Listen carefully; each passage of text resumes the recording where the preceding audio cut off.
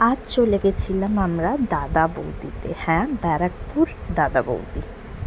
শুরু করেছিলাম তন্দুরি চিকেন দিয়ে, যার এক প্লেটের দাম 380 টাকা।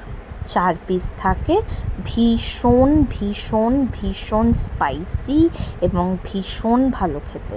আপনি যদি আগের থেকেই ওদেরকে বলে দেন তবে 4 পিসকে কিন্তু ওরা 8 পিসও করে দেয়, কিন্তু সেটা অর্ডার দেওয়ার আগে বলতে হবে। খেতে অনবদ্য ছিল অ্যাজ ইউজুয়াল, ভীষণ ভালো লেগেছে আমার। তারপর আমরা অর্ডার করেছিলাম এই শিখারি মোরগটা।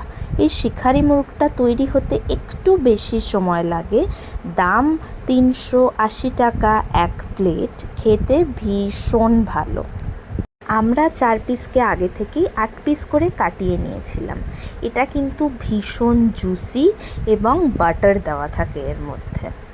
সাথে ওরা দই আর মেয়োনিজ দিয়ে একটা স্যালাড বানিয়ে দিয়েছিল।